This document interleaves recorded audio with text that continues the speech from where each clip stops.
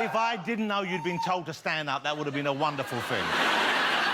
Hello, it's Saturday night. Welcome to the new series of The Jonathan Ross Show. Let's see who's in my green room tonight. She is one half of Britain's most popular double act. She wrote one of the greatest sitcoms in television history. It's Jennifer Saunders, ladies and gentlemen. The fabulous Jennifer Saunders. Thank you for joining us, and Happy New Year. Alongside Jennifer, we have someone who is the host of Britain's most popular dating show, and I don't mean embarrassing bodies. Let the roly meet the poly. It's Paddy McGuinness. There he is, it's young Paddy. He braves the weather to get down here for us.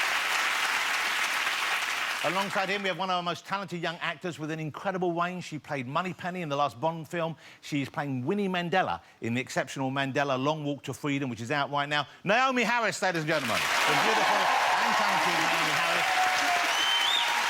And alongside them, we have the Jazzman's Jazzman. He's so jazz that as a child, his favourite cartoon was Scoobly-Doobly-Doo. It's Jamie Cullum, ladies and gentlemen, and Jamie will be singing for us as well as playing for us tonight. Hi, Jamie, how you doing? Hi. OK, well, that's the show. Of course, it's 2014, and it's going to be a very exciting year for so many people, including Simon Cowell, of course, because, as you probably know, he's going to have a baby. And I have exclusive news. I know the name. If it's a boy, it's going to be called Simon. And if it's a girl, it's going to be called Simon.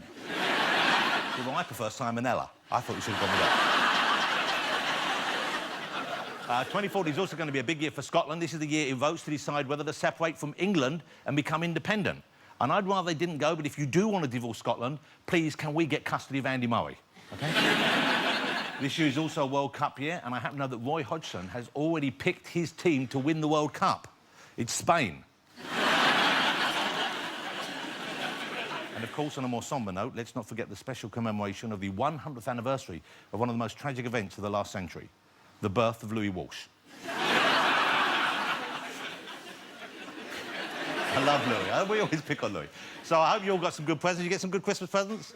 I'm going to show you one I got. My wife got me this, OK? This was my favourite present. It's a little thing. It's a camera. It's called the autographer. And you hang it around your neck, or you've got a little thing you can put it on a belt or something, and you open it up, and it takes a photograph. It's got like a fisheye type lens, but it's pretty good. It takes a photograph every 30 seconds. So you forget about it, and it kind of records everything you do your entire day, and then you go home, you put it on your computer, and you can show it to everyone, OK? Which I thought was a great thing to do, so I got it out, charged it up, Boxing Day, put it on. Here we go, these are the pictures, and you'll see why this can maybe not necessarily be a good thing. So here's the first one. I went for a walk with my daughter. There she is. I've got by the way, that's a tangerine in my hand, in case you're wondering. It can look misleading. So there I'm eating the orange. We go for a lovely walk. We're out in the countryside. As you can see, we had a lovely walk. We walked through some fields there, and there's our shadow. So then later on, we went to a nearby hotel. We thought we won't cook. We had a big meal on Christmas Day that we could. We'll go out, we'll treat ourselves. So we went to this hotel. There was a buffet. There's me beginning to load up the potatoes on them. And I didn't know these were being taken. I'm adding a bit more. OK. Then I'll go to the next picture. Well, yeah, I added a bit more. OK, so... And then I went to the Carvery. OK, yeah, so you get the idea. And I stayed at the Carvery for a while. So you can see, you know, you get a record. You don't even know you take these pictures. And then went for a walk afterwards to get rid of some of the weight. This is where it begins to go a bit wrong. I didn't realise, and I'm watching this with my family, that's me on the loo. And then the last one, this is me standing up. Look, I'm just hoiking the pants up. There we go, off we go. But I think that's a great present, isn't it? You just got to really remember you're the one wearing it. Let's get my first guest out. I'm thrilled she's here. She's been making us last for over 25 years. You know what? And this is incredible for me, because although I've been a fan of her ever since she was first on TV, this is the first time I've ever had her on one of my shows. Please welcome the wonderful Jennifer Saunders, ladies and gentlemen. Take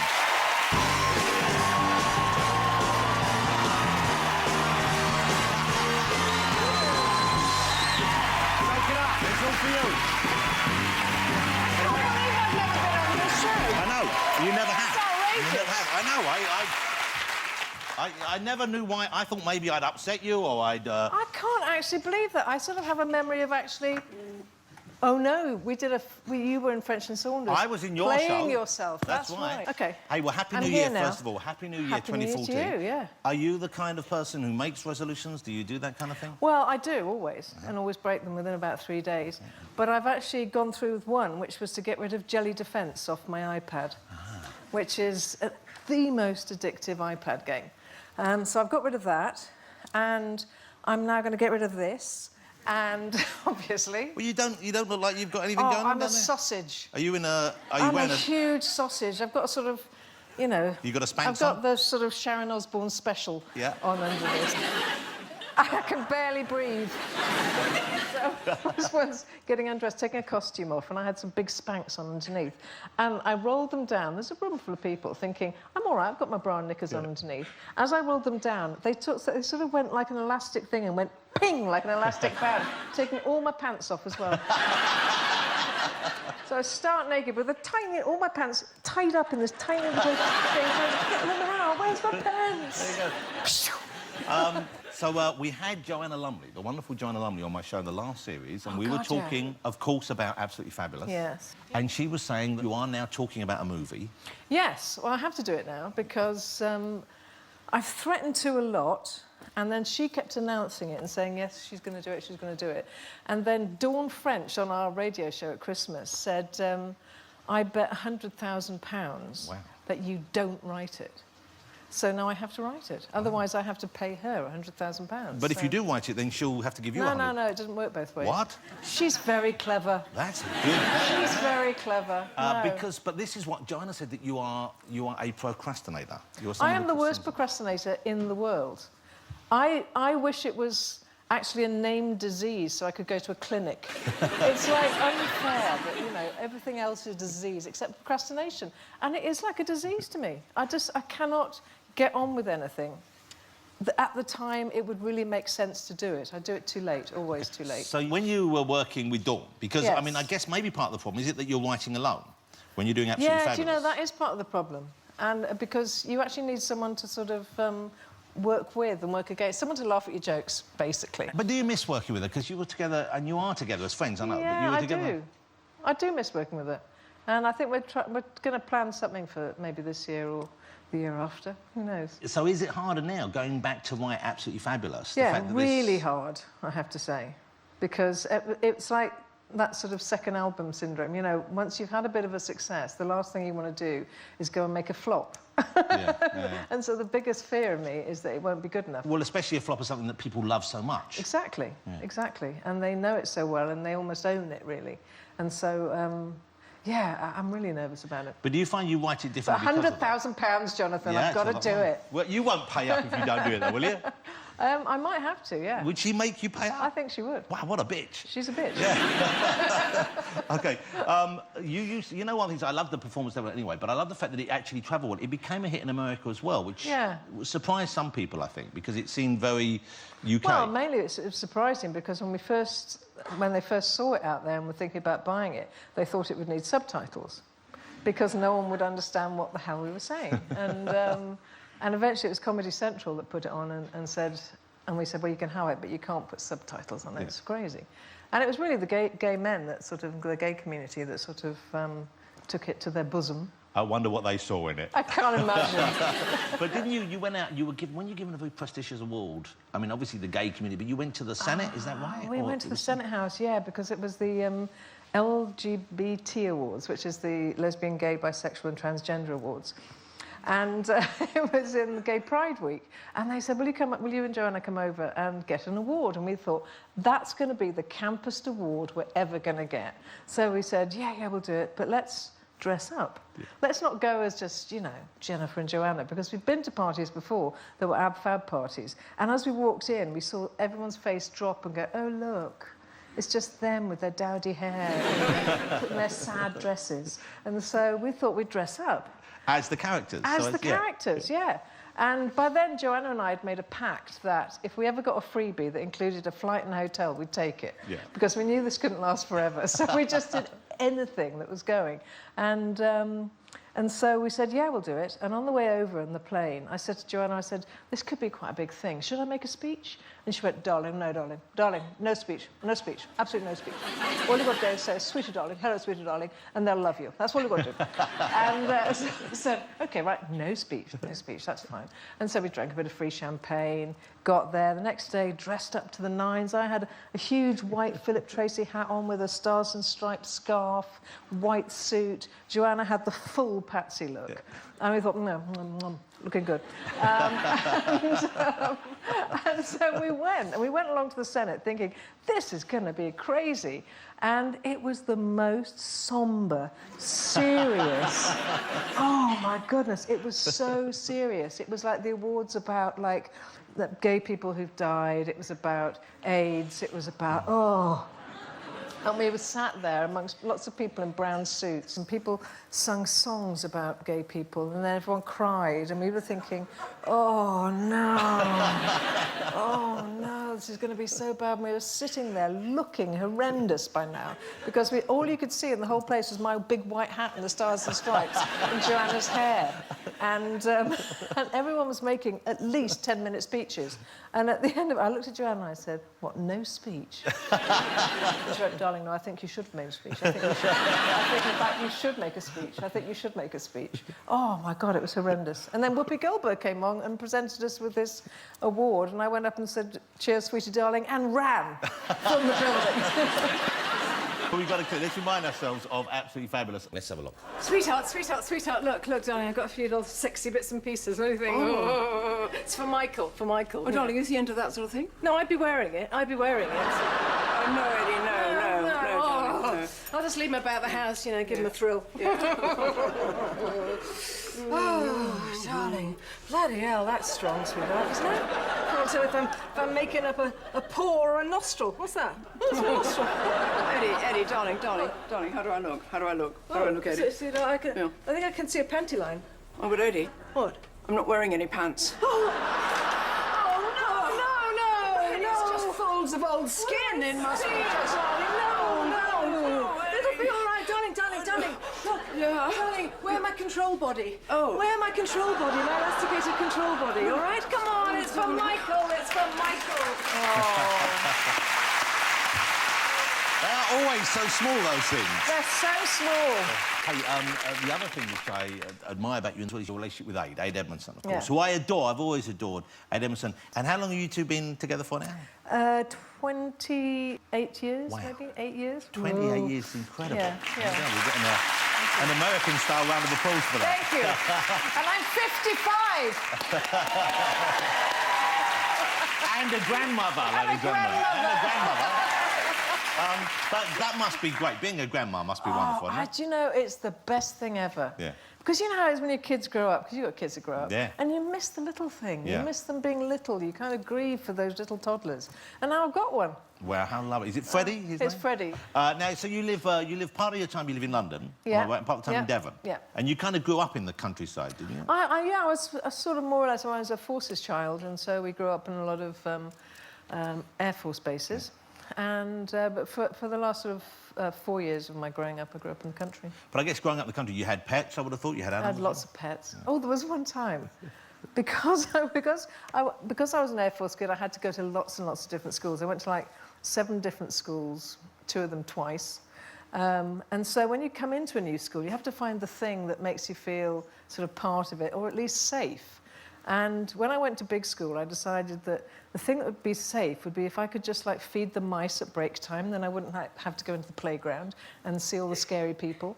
So I used to go to the biology teacher and say, can I feed the mice at break time? She said, yes. So I became mouse carer. So every break time, when everyone else was out in the wind and the rain, I was just in feeding the mice, looking after the mice. And then, of course, holidays come and I said, could I take the mice home? And she goes, yes, of course you can take the mice home. So I used to go home with the special mice. And these mice used to live out in the shed with the rabbits and used to be in their little cages. And slowly but surely, wild mice started to breed with the white mice. Wow. I know, because wild mice are very small and they get through the bars. So they must have thought it was like a little brothel you'd set up. Yes, it was. These beautiful white beings strutting their stuff. Really hot little mice, the new mice. And so they started to have litter after litter of tiny little half-wild babies. And then the half-wild babies, I tried to sex them and put them in male, female, male, female, male, female. And then they started to mingle again. So I actually had tiny, dwarf, mutant mice that could get through anything. And they were just everywhere. And I couldn't tell my parents. And but my mother found out because one day my dad was at breakfast and he was pouring his cornflakes and a small mutant mouse came out of the cornflakes. Out of the cornflake box. Yeah. You're kind of engaged. You mentioned earlier on that you're sort of addicted to various games, iPad games. Yeah, I love iPad games. You love it. But you tweet as well. You're kind of... So you're engaged in the modern world. Yes, no. And I had one terrible incident on Twitter. I was like, oh, I'll Twitter this, I'll Twitter that person, I'll Twitter this. And you make friends on Twitter. And I made friends with Alice Arnold and Claire Balding, because they're on Twitter quite a lot. Yes. And I was thinking, oh, I'm jolly funny on Twitter, aren't I funny? I'll Twitter something to Alice Arnold and Claire Balding. and Alice Arnold had just done a little tweet to say, oh, Claire's come back from doing something and she's very overexcited and, you know, she's been funny in this costume for comic relief. And I said, I tweeted back, I said, oh, that's very, very common, you know, people who suddenly get into comedy. All you got to do is, and I meant to write, I swear to God, all you got to do is lock her in the coal hole. What I wrote was lick her in the coal hole. Now, and that's one of those moments when your heart actually stops. When you realise you've pressed send and it's out in the general ether. It's out in the public domain. Wow. And it was a bit of a stir. Did Claire like having the coal hole licked? She was very kind about it. So New Year, so you're going to go back. So when do you start writing the script? Next week? Monday? Yes, Monday. Really? Yeah. Should we set a deadline now? Would that help? Oh, no, that would... Yeah, actually, that might help. It might help. Yeah, because I need the panic factor. Okay. Well, you must have thought about it already. Have you got a scene in your head already? I've got an opening scene. OK. It's a car chase in Gee Whizzes. Well, I just made a farting noise. This is that's how excited I am about the film happening. I can't wait to see the film. I'm so thrilled. I'm so thrilled you finally came on the show. Thank you. You're such a lovely guest. Ladies and gentlemen, the fabulous Jennifer Saunders. Thank you so much. I'm going to give you a kiss to say thank you. Thank you so much. You relax there. Procrastinate there. Still to come on the show, we've got Paddy McGuinness, Naomi Harris and Jamie Cullum, so don't go away. Join us after the break.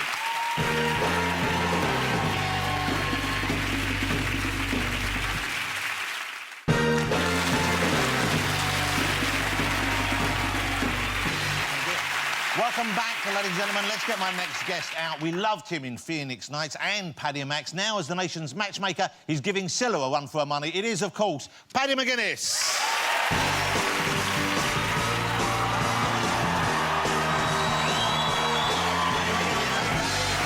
Why are you looking dapper? I mean... No, that didn't happen. Thank you. Okay. Thank you. I've got to sit down carefully because this chair's making horrible... OK. Whoa! You don't quite hear that backstage. You don't get the full benefit here. This is really quite something. That's wrong. Yeah. OK, congratulations to Paddy, because since I last interviewed you, you've become a father. I have, yeah. You have a twin. Yeah. I love it. That's a lovely thing to hear. Thank you. Congratulations. How old are they now? It really is American tonight. Well, no, it's nice. No, it's nice, yeah. They're 6 months old now, Jonathan. And it's a boy and a girl, yeah? Leo and Penelope. Okay. It's kind of like, no, my wife sort of uses them to speak to me through them. I don't know if anyone does that with their kids. You know, like, oh, Daddy's forgot the bottles again. He's a dickhead. You're like, I am in the room. Yeah. You know? So all that sort of stuff goes on now. But I'm enjoying it. Yeah, of course you are. And, I mean, it's only 6 months, of course, but are you thinking about more? Or are you going to... Because twins is a handful, as you said. Oh, God, I'm not a machine, Jonathan. No? No, I mean, twins is a real handful. I mean, you know, I'm just enjoying it at the minute. They're 6 months old, but it's kind of like, you know... if you've not got kids, you go to the doctors every month when they're first born and you have vaccinations and stuff like that. Well, I'm glad you're doing that, because some people think it's wise not, but you've got to do that. You've got to do it, because it's a little virus you give them. I mean, they're ill for a week, but, you know, it sets them up in later life and everything else, it sorts their immune system out. But I was sat there in this little medical centre in Bolton, and the normal nurse weren't there, and I sat with Leo on my lap, and she was talking and stuff, funnily enough, about taking me out. And she come over with the needle and injected me. Instead, right? And I'm like, whoa, hang on a minute. You've given me a virus. And she went, it's not the first time I've done that to one at Dad's. I'm like, a sorry would have sufficed. I'm not being honest. Sorry, what, she... 2 days I were in bed, ill as a dog. But she had made a mistake, or she just didn't, like, take me out? It It was a mistake, yeah. How can you make a mistake? I imagine... Right in the back of my hand, I'm holding his leg, bang, boom, virus in me. What, was she drunk or something? I don't know, John, I do not know, but I never got an apology. This is my thing. That's the thing that hurt the most, clearly. It really did, yeah. Okay, yeah. wow. I know, bonkers. Well, speaking of Take Me Out... In which Clever. People, Take Me Out is back. I'm Phil. Take Me Out's back. We watch it. I watch it with my kids. My oldest daughter in particular is obsessed with it. She loves it. We watch it all the time. And so you have there's the 30 girls. The one man comes out, and you now have this new element. There's the kind of mystery girl.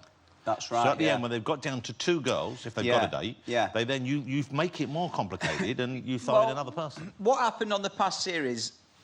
4 the girls turn the lights out and 2 girls keep the lights on. Yeah. That guy might not have necessarily kept their lights on if he had the choice. I see what you mean. So they might not have been his choice. Exactly. So now, if that happens on the show, we go, right, before you make your mind up, we've got a mystery girl in the lift. And so he can take a chance, and whoever comes down the lift, he's never seen him before. I've never seen him. But it didn't happen in the first episode. No, right? it didn't, no. So has it happened in the series? Yeah. I see, because I thought that you'd have to be quite a cold person, a guy to do that, because you've got 2 women who've said, despite you going out and, you know, there's always something unflattering in the films, there's something, they've said, oh, yeah, I want to go for a date with them, and I find it quite brutal. And then for them to say, well, thank you for saying yes, thank you for saying yes, no to both of you, I'd rather take a random who I've never even seen. Yeah. But that's the thing of when you were saying sat at home with your family watching it, what gets everyone talking. So, you know, it has happened or it will happen on future episodes. It's quite interesting. Let's see, this is from next Saturday's one. Of course, first one went out tonight. Next Saturday's edition, and this girl, I think she's going to turn into one of my favourites, I think. Right, OK. You look so intellectual. Like, if I wanted to ask you questions, would you be able to give me the right answers and stuff? Just every day. Help me. Please. If she asks you questions, would you be able to answer them? I hope so, Colette. Try me. Like geography questions, like how many countries are there? How many countries are there? He's not encyclopedia. Give something else, something a bit more specific. Okay, what's the capital of Germany? Berlin. Thank God, we'll move on. Fergus, she helped me out there, pal. The lovely Colette. Is that Colette? Yeah, That's Colette. So Saturday night, ITV, Take Me Out is back. One of the things I like about the show, and I'm sure you do as well, are Paddy's little catchphrases, or the phrases you do. It's all the stuff where you say, let the hot dog see the bun, that kind of thing. Can I just say about that? I mean, it's great. You know, I came up with it. Well, it's a big catchphrase for you now. I like it, but it's... What happens when I'm out and about now? I like it with people on the street and stuff like that, but when I'm in a shop and stuff, or you're dealing with someone, and they do it to you, and it just like let's have a bit of professionalism. This is a true story. Last week in Bolton, I was going to get someone as a surprise, a kitchen. Nice. And I went in this kitchen showroom in Bolton, and I must have been in 10 seconds, and Norbed, with shirt and tie on, salesman, come over and went, let the kitchen see the fitter. I went, oh, balls to this. I'm like, just like, what? I'm trying to buy a kitchen. Well, he was just, maybe he was trying out for Take Me Out. Maybe No, but, you know, that's the only time it drives me mad. Anything else, I love it. And do people try and give you suggestions for them? Do they offer their Usually own when ideas? people are drunk, but they never make any sense. So, like I were in a pub, this is, again, true, so Paddy, let the table see the onion. I'm like, what does that actually mean? What does that mean? Let the table see the onion. Well, it's a surreal edition you could have. It is. Okay. It is how to do it. Well, we have some here. We have some that... Well, I wanted to see whether people can... Because when you hear them, you say, oh, that makes sense. But if you only hear the first half, you can't always guess the second half. So I thought I'd see if the guys in the green room can guess where we're going with these. So let me see. Jennifer, I'm going to give you one. This was one, and it was one that Paddy did. See if you can guess the second half right. He said, let the belly see the... Pork. No, it's not. That's so posh. No. It's so posh. It was let the belly see the button. Oh, I see. I didn't get it. Actually, but you know what? Actually, it doesn't make any more sense than let the belly see the pork. It's got to be said. Say Pork flop. belly. What's wrong with that? OK, well, let's do another one. Jamie, let me try you this one. Let the nut see the... Sack. No. Don't... No. Is that all right? Don't encourage that. It was let the nut see the cracker. Let the nut cracker. Naomi, let's try one with you. Naomi, you ready? Let the winkle see the... urologist. No! Let the winkle see the picker. Like the shoe, the winkle picker. Here's one. Let's see if you get this one. Jennifer. Oh, God. Let the cream see the... Let the cream see the cow. I don't know. What would it be? Let the cream sit in the can. Let me see. The pudding! No! The onion! The dog! The table! Let the cream see the hemorrhoid. No, look what you've done. No, that was me thinking, because this chair. Let the cream see the corn, it was. Do you remember that? No. That's what you did, I've apparently. not done that. Cream see the cracker? Apparently not.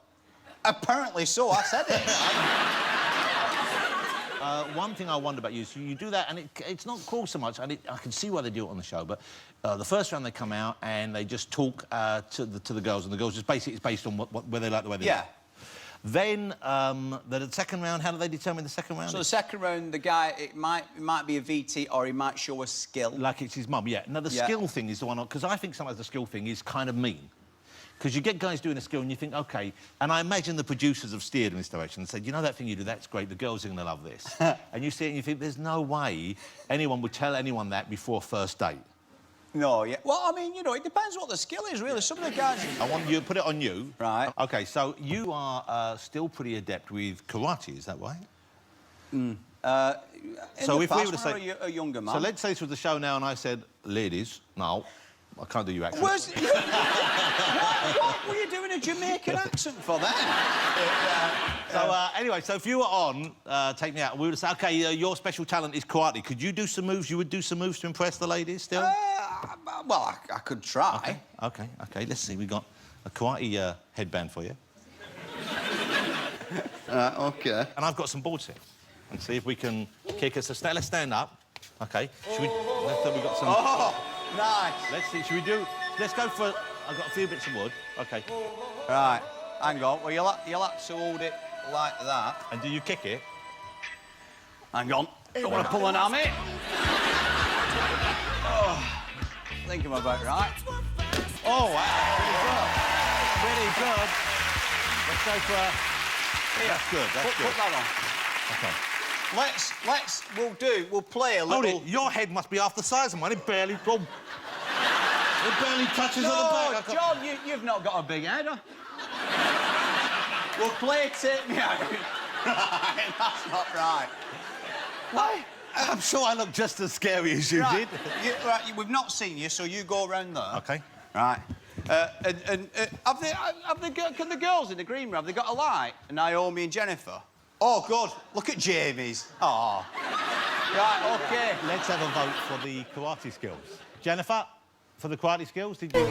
Oh, damn. Naomi? Oh, no, I thought that was a positive. I thought that was a yes. Oh, you've just rejected me on national No, TV. I don't want to reject you.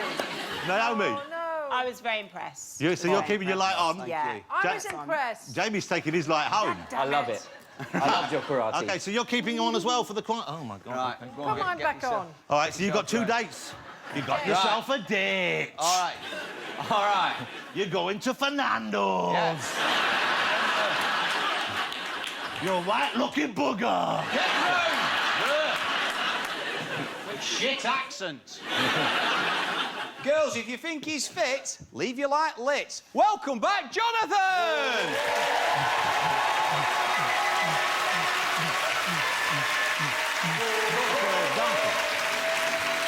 All my lights are on. Whoa, what are you doing? I'm going to do a... No, why not? You kick it, I can't get my leg up past Come there. on, you are doing it, John. Let's roll back the ears, If my leg sunshine. goes higher than Come that, on. there will be a I'll come liquid down. on the floor. You know that, don't you? I'll come down for you. Oh, you know, should we make this fun? What, this isn't already fun? Whoa! Yeah, OK then. Whoa, hang on. Hang on. Yeah, right, OK, right, come on. There, no, it's there.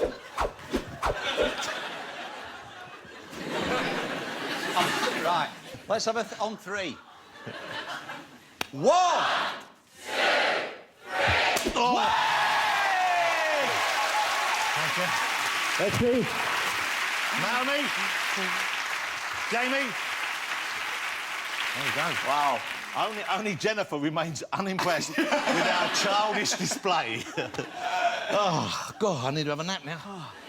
I love coming on this show. I love having you on the show. You're great fun to have as a guest. And I genuinely love the show. That we're so excited it's back. I'm so sad I was watching repeats late at night on my own in the bedroom. And my wife said, you know, this one turns out. I said, it doesn't matter. Great to see you back on TV. Great to have Thank you. Paddy McGuinness, ladies and gentlemen. Thank you. Paddy, continued success. Thank you. That was great.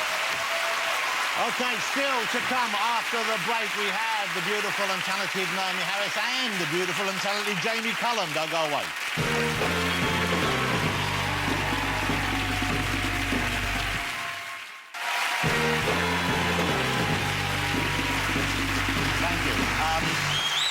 Thank you very much. Welcome back to the show. I'm going to bring my next guest out now, and it's a kind of a change of mood here because she stars and she gives an exceptional performance as Winnie Mandela in one of the year's most powerful films. The film is called Mandela, Long Walk to Freedom. Before she comes out, I'll show you a little bit of it. Here it is. You are on the island. You will die here. The girls, they're not allowed visits until they're 16. Tell me about the arrests. They think about me a lot. I am not afraid anymore. All over the world, there's going to be a new campaign. Free Nelson Mandela. This is how it begins. Your people have taken away half of my life. Just open the gate and let me go. There will be no revenge. The people are angry. We are all angry. What they have done to my wife is their only victory over me. We will fight to the last drop of our blood. There is only one way forward, and that is peace. Will you please welcome Naomi Harris, ladies and gentlemen.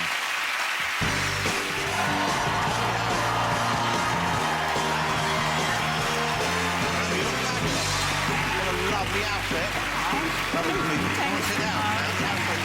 You sit down there. I'll scoot down here.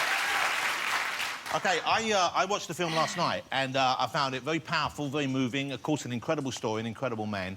And in a way, I think the film has been made all the more kind of... given more impact and made more kind of moving by his death. Yeah. Of course, just as the movie was being premiered around the world. Do you know, did he get to see the finished film? He never got to see the finished film, actually. But he did see a clip, and he actually saw a clip of Idris walking through the field with the kids running, which is one of the last shots of the movie, and he thought it was himself. Wow, that's incredible. Yeah. And Idris does such a brilliant job. It's a stunning performance by him, and it is also a stunning performance from you in a role which I think it's a harder role for us to warm to, of course, because she, I mean, he's obviously someone who achieved great things. She was someone who was by his side for some of that, figurative at least, and yet she was a more complicated person and involved in some things which are perhaps harder to justify. Yeah, absolutely. Did it make it harder for you to play someone as complex as that? You know, as an actor, what you want is a challenge, you know, and you want a character that's really complex. And Winnie, for me, is the most complex character I've ever been asked to play. She's like 7 different people in one, and her transition in the movie is extraordinary. You know, she goes from being this naive, really unpolitical young woman at 21 when she meets Mandela to being this kind of warrior figure by the end, leading a movement, you know, because effectively what was happening during apartheid was it was warfare, you know, and she was really at the front lines of that, leading a movement. Yeah. So to be able to go through all those transitions was it was great for me, actually. And you met her? I did, yeah. So was that intimidating? How was that for you? Oh, it was hugely intimidating. You know, I was absolutely terrified about meeting her because I'd read so much about her at that stage, and she is just such a kind of formidable woman, and I didn't know how she was going to react to me as well, you know. I didn't know whether she was happy about me being cast or how she felt about, you know, herself being portrayed in the movie, but she was incredibly generous. And what did she say after the film was finished? What did she say about your performance afterwards? Well, I met her in South Africa again when we had the South African premiere, and she was in the audience with her daughter, Zinzi, and lots of the Mandela family, and she was actually crying. And she said that was the first time she felt her story had been captured on film. Thank God it wasn't just because it was a bad performance. I mean, that would have been well, I hope people go and see the film. It's the kind of movie where you might not necessarily think you are in the right mood for. Do you know? I don't mean that to be critical, but you think, oh, do I want to go and see this film? And I watched it, and I was so pleased I watched it, and I found it very emotional at times, especially when he, you know, he knows at the beginning of this terrible jail sentence he's been handed unfairly, that he's not going to see his family or his daughters for so many years. And the moment when he first sees them, and his son, of course, it's very, very moving. But you're right, it is really moving and it's really harrowing, but it's also really uplifting, and that's one of the things that people come away from the movie. They feel, like, really uplifted and inspired by it, rather than being kind of traumatised by the whole thing. Yeah, it is inspiring. And to see someone who makes that choice at the time when Mandela had the opportunity to make other choices that wouldn't have been perhaps as beneficial for the country, quite a remarkable human being, really. Let's talk about another film you made a few years, well, I think last year, the Bond movie, because you're now a Bond woman. We don't call them Bond girls anymore, do we? This is some sort of rebranding that's going on for the modern age. But you're the new Moneypenny. I am indeed, yes. It is fantastic. How is it making a Bond movie? I imagine very different to making a film like Road to Freedom. Oh, completely different, completely different. You know, it's like making Bond was a laugh, and, you know, you didn't feel a sense of pressure, you know, it was just fun. And working with Sam Mendes, he was extraordinary as well, so it was great fun. How do you get on with Daniel? Because Daniel can be quite grumpy. He can be quite grumpy. He is not. He That's is. so untrue. But he just looks grumpy all the time, doesn't he? He looks a bit like, kind of like Alan Sugar on a bad day sometimes. You get what Wow, it's just his facade, because he's actually got a great sense of humour. You had to shave him in the film as well. I did. OK, now, was that a real cutthroat razor you were using in that scene? Unfortunately not, but I did actually get trained. I spent months in training to be able to do that. And I practised on members of the crew. First of all, I had balloons, and then members of the crew would come in, and I practised on them. So I was actually very skilled by the time it got to that scene, but they wouldn't let me, you know. Is there a man in your life at the moment? What? Where did that come from? Do you shave? Well, I wonder whether you shave, if there's a man in your life, whether you shave the man in your life. No, I don't shave any men. OK, because because my back needs doing, that's what I'm saying. Now, your mum is from Jamaica, is that right? Yes. OK, so when you made, and I don't know how many people you were in, was it the second of the Pirate of the Caribbean movies? The second and the third. And the third, where you played the kind of weird, scary witch woman who grows giant at one stage, and you look fabulous. I love the way they made you look at that. But you do the kind of Jamaican accent, don't you? So did you speak that growing up, or did your mum teach you that for the film? My mum was actually the accent coach. Wow. Yeah, for the movie, yeah. So how would one earlier on, Paddy was very uncomplimentary about my accents. How would you, to speak Jamaican, are there kind of easy, like, things you can learn, like vowel sounds or something like that? If I wanted to say a phrase in Jamaican, like... Yeah, but it depends who you want to be. Like, if you want to be like Tia Dalma, then she's kind of, you know, Jack Sparrow. Jack Sparrow. OK, so Jack Sparrow. That's really good, actually. Yeah, man, I'm telling you. Wow! I could learn a few things from you. Oh, yes. Is that at all? That is impressive. Well, you see, I grew up in Leytonstone. That's what it is. OK, OK. Well, I will be your coach next time you want something. I'm going to call you. Can you imagine that if you turned off film and said, I've got my Jamaican language coach and I came in? Morning, everyone. Babylon and Ting. OK, let's go. You know, we've been joking around here, but I do want to say again how much I enjoyed the film and how much I didn't know whether I would. I mean, because you kind of know the story, and I know that isn't the be-all and end-all, but you kind of know the story. But to go in and see it brought to life so vividly and so movingly, I thought was quite an achievement for everyone involved. So congratulations to you and everyone else, and I hope it gets the kind of attention and maybe the awards that it deserves. Thank you. It really is a tremendous movie. Thank you for being here. Naomi Harris, ladies and gentlemen. I really thought it was really a wonderful piece of work. Naomi Harris, ladies and gentlemen. After the break, Jamie Cullum will be out here. He'll be chatting and he'll be singing, so don't go away. It's going to be great. See you in a minute.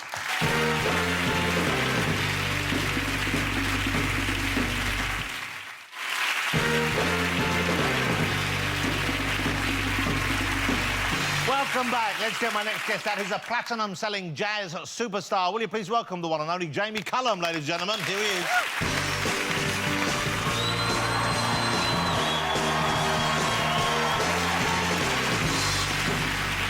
You look younger every time I meet you. Jamie Cullum, ladies and gentlemen, there he is. Jamie, you do. You still look so young. I can't believe you're now a grown man with the wife and children. Because you got married to Sophie, was it... How long ago was it you got married to Sophie Dunn? Oh, don't ask me questions like that. You don't know? It was... Here, 2010. I've got it written down. 2010. So you guys, you have 2 children. We do. And how was Christmas with them? I guess they're old enough to know what's going on now, certainly the 2-year-old. Yeah, it's pretty intense, Christmas with young kids, actually. I now realise why my parents never put Christmas presents out before Christmas. Of course. Because you can't explain to a 2-year-old that no, Christmas Day isn't today, and you can't open these presents because they're not for you. No, no, you can't put them out because you haven't got them yet, because Santa brings them during the night. Well, that's true. That did happen, but we were at nursery and Santa Claus made an appearance, and this one little girl said, "I don't like that Christmas man."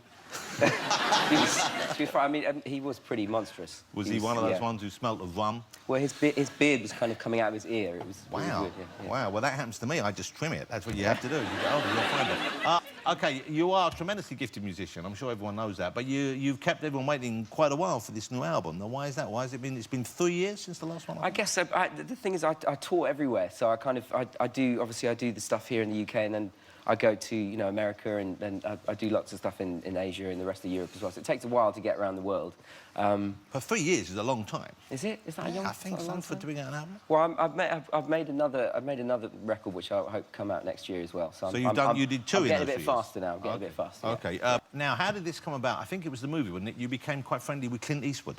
Yeah, I did. I wrote a song for the movie Gran Torino. Well, it's a tremendous film. He directed that as well, didn't he? He did, yeah. I know his son, Kyle Eastwood, really well. He's a great jazz musician, and he was the one that kind of got me involved in it, and I met Clint through him, and I ended up writing the song with Clint and his son. Wow. But he's been a jazz fan since the 60s, hasn't he? I mean, he's a major jazz fan. Knows his music like you wouldn't believe. If you talk to him about music, he won't stop, you know. Was he specific as to what he wanted for the film when he asked you to compose this? He was pretty specific, because actually he kind of composed the first part of the melody, like a really simple kind of piano melody, which he's done on some of his films before. And then we recorded the song in his house, and he wanted it done like a... Wow. You know, 1 or 2 takes. He didn't want to do it loads of times, like a kind of jazz performance. Yeah. And I played it once for him, and they recorded it, and then he kind of sidled up to me and said, can you play it again? But, like, you're the last guy in a nightclub, and there's only 2 chicks left, you know. That's a really bad Clint. That's nearly as bad as one of your impressions, actually. Get out of here, man! What are you talking about? And so he gives really good, you know, direction, I guess, like he does his films. But the whole thing was magical from He's a great, you know, a huge talent. What a great, fun thing I would have thought to hang out with him at his house. That must be quite fun. Especially because he likes to talk music. You know, I was asking questions about music, and he liked to talk about it, definitely. And he must have seen some of the jazz greats who are no longer with us, I would have thought. He went partying with Miles Davis in New York in, wow. You know, in the late 50s, early 60s. Wow. Do you feel a bit out of time in that respect? I mean, the fact that, you know, you've made a huge success of it, but that's when jazz was the cool music. And now it's still cool in its own way, but it's one of many, many different kinds of cool music. And that's when it was at the centre of it all. I don't think so. I kind of discovered jazz through listening to hip-hop, really. So I kind of got it through the sample way and the acid jazz thing going on in the 90s. So I kind of discovered it in a modern way, and I'm always trying to mix it up with those things anyway. Well, you've worked with some of the modern hip-hop guys, haven't you? Yeah, I did get to know Pharrell pretty well after I did a cover of his song on Radio 1 ages ago now, about 8 years ago, of Frontin'. And I met him at the Brits, and then I spent about 10 days in his company in Miami, which was the weirdest 10 days of my life. And is it P. Diddy, or is he now... What is his name now? Is he P. Diddy still, or is he Puff Daddy? Is he gone back to Puff, or what is his name? I don't know. I think it's Diddy. It's Diddy, just Diddy? We went to one of the many things we did. We spent a lot of time in the studio, and we went to some parties, and I was literally like this weird kind of extra from Bugsy Malone, kind of following him around in his, you know, incredible life of, you know, what he was doing. He's an amazing guy. Now, I watched him work, and we got to do some stuff together, and one day they said... oh, we're going to go to Diddy's house for a party. I'm like, oh, my God, you know, this is going to be like the MTV party that I've always wanted to go to, that you dream about going to. So I left the studio, and I spent all afternoon looking for the correct pair of trainers. So because you're going to Diddy's crib, well, you want to make sure you've got the right wheels on. That's... Yeah, you could say that, yeah. I went looking for the right pair of wheels. It took me all afternoon, but I found these really amazing pair of gold Nikes, which were really good, and I wore I wore like just a simple outfit on top because the gold Nikes were the Yeah, important bit. the shoes do the talking, yeah. And we get in the Escalade and we go to Diddy's house, amazing house. So you've got an Escalade is the big kind of... massive big show-off car with the wheels spinning. You know, it was all the scene was set perfectly. And it's weird, as we were driving up to the house, it didn't look like there were many people there. Like, this is weird. And we got there, and I realised that it was actually like a really small dinner party. And not only that, it was actually a shoes-off house. So I had to take my shoes off, and I was wearing these horrific Bart Simpson socks with a hole in. So I'm walking around P. Diddy's house wearing, like, basically, terrible outfit and a pair of Bart Simpson socks. And there's, like, 10 people there. Well, they probably thought you were like a 10-year-old. That's what it was. Yeah, that's right, yeah. Who brought the kid in the Bart Simpson socks? Get back upstairs to bed. Honestly, I was constantly kind of trying to follow, going, oh, I'm the guy who plays the piano, honestly. Now, you're going to play for us this evening. Yeah. What song are you going to do? I'm going to play a song called When I Get Famous. OK, here's the album, Momentum. It's a great track. It's a very upbeat track. I like it. Some great music on it. Momentum's the album, ladies and gentlemen. He's going to perform for us live right now. Mr. Jamie Cullum. OK, off you go and get yourself ready.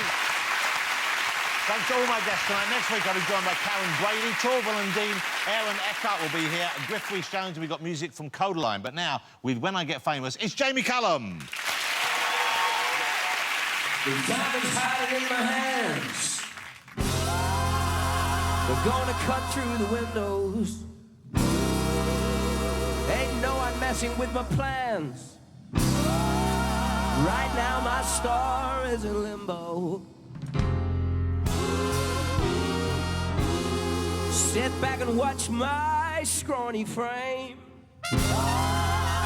invade your feelings. All the years you caused me pain.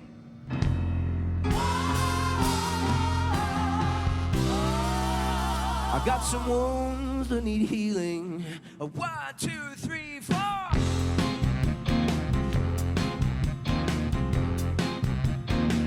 Well, you were just too damn aloof, wearing your Morrissey t-shirt, the kind of girl that's born for youth. Well, that's a blessing and some curse. I tell you, some beware of those who peek too early, 'cause all that magic can't be froze. And now it's you ain't worthy. So baby, when I get famous, everybody's gonna see.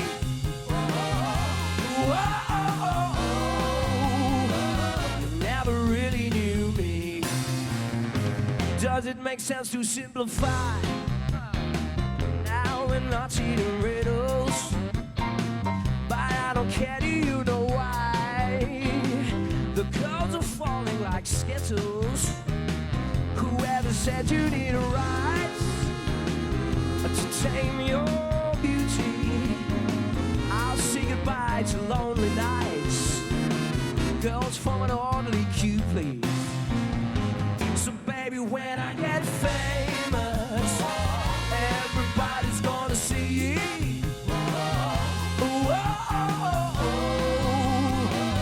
Never really knew me. Come on, Tom.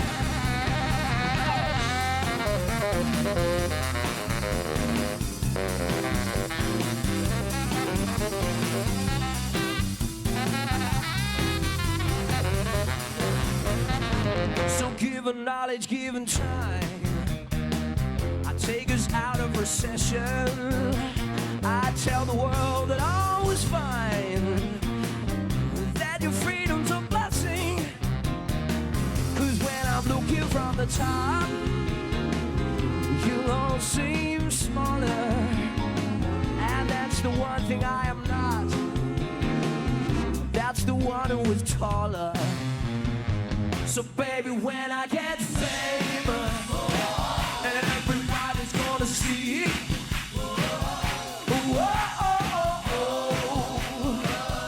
Never really knew me. So baby, when I get famous, everybody's gonna see.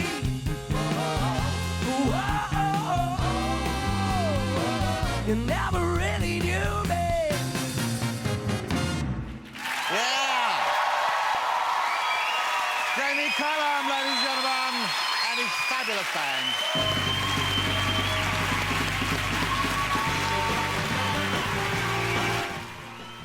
And Jonathan's back at 9:45.